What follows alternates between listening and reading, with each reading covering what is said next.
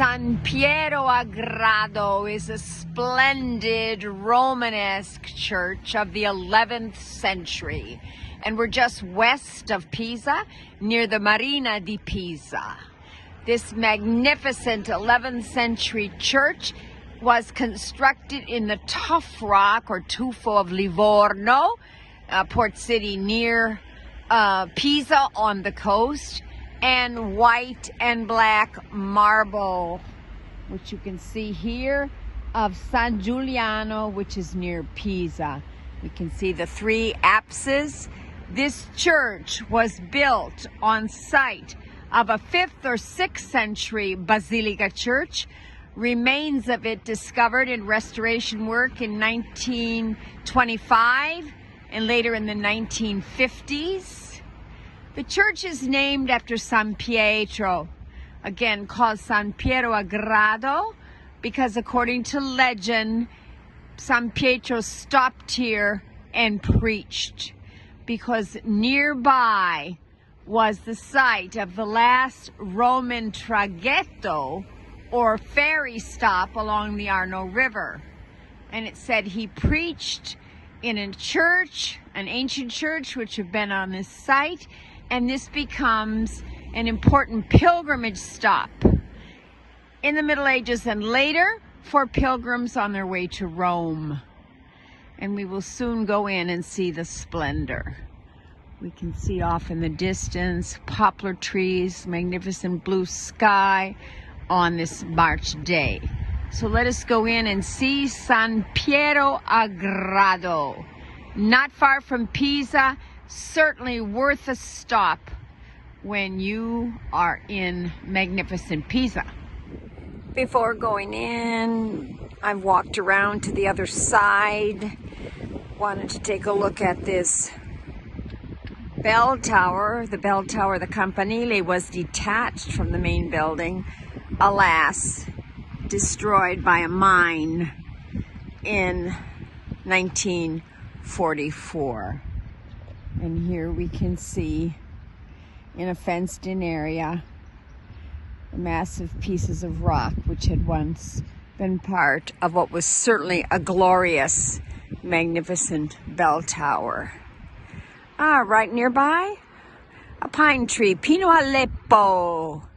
Their pine cones give us the wonderful pine nuts. Mediterranean pine tree, also called. Now we're going to go into this magnificent basilica or church, built in the form of an ancient Roman basilica, San Piero a Grado. And we are now inside this splendid San Piero a Grado church, built on the basilica plan, 3 naves, and the roof here is a capriate, wooden beamed.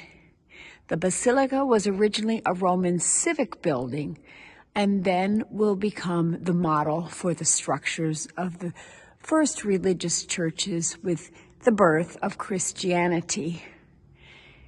Above the columns, we have a fresco cycle, and the fresco cycle depicts the upper one, stories of the life of St. Peter. The lower frescoes right above the columns in the magnificent marble of San Giuliano are all the popes from St. Peter to Pope John VII, mid-11th century. Here we have a fresco of San Pietro, St. Peter, and we notice that the capitals of all the columns are different and unique. They're capitals of spolio, that is recycled from pre-existing structures, which could be Roman or the pre-existing basilica. The pre-existing basilica, 6th century. At the end of the central nave, we have a ciborium, ciborio. According to legend, this is where St. Peter preached. It is built on the site of Roman remains. the magnificent Chiesa di San Piero a Grado. We're looking again at some of the splendid capitals. Capitelli di Spoglio. And up here, the frescoes depicting the various popes, as mentioned, from San Pietro to the mid-11th century when this basilica was built over a pre-existing church, and the frescoes up here, the life of Saint Peter. Now we're behind the Ciborio, the Ciborium, built on the site, according to legend, of the place where San Pietro preached. His ship was caught in a storm while he was heading up the coast.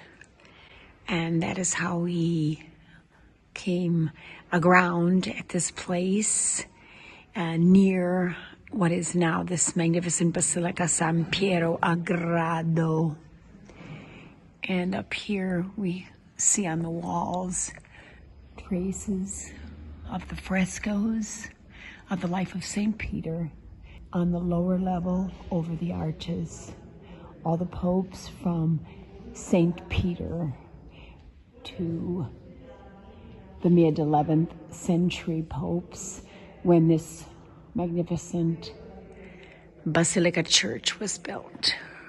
Near the Ciborium is a statue of San Pietro.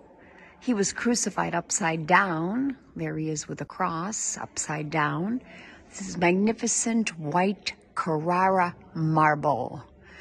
This sculpture is of the 18th century. Carrara along the coast, north of this area.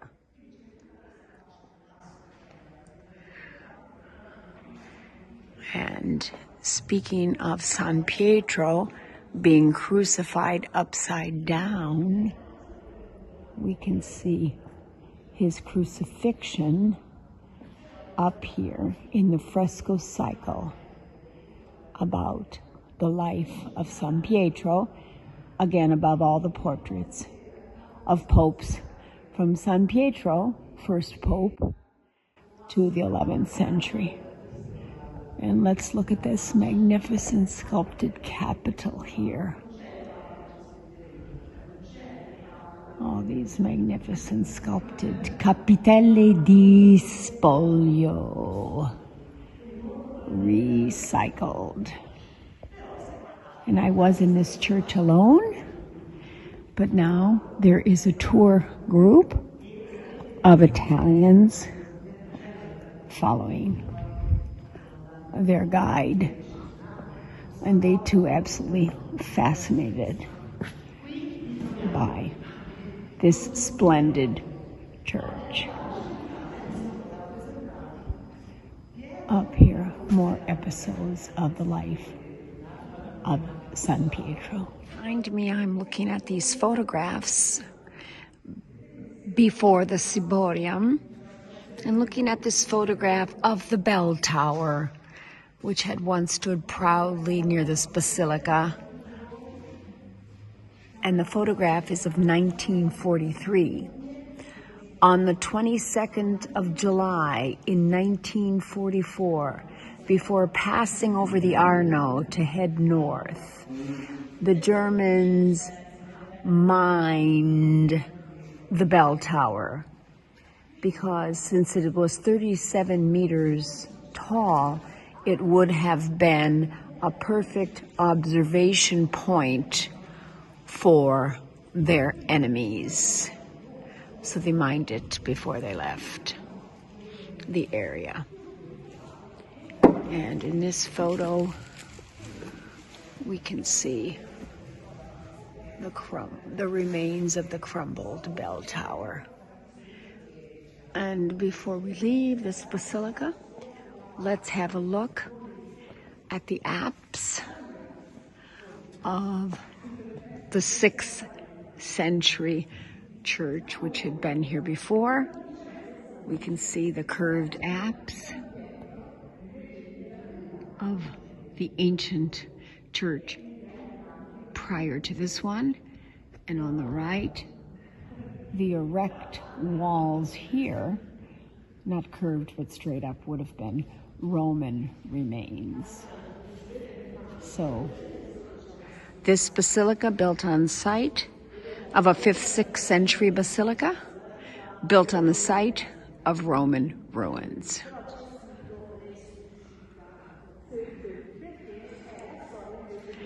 San Piero Agrado.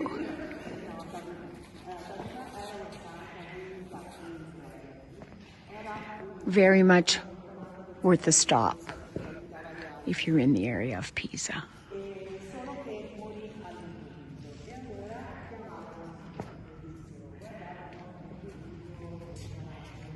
It might be the only church you're ever in with 2 apses.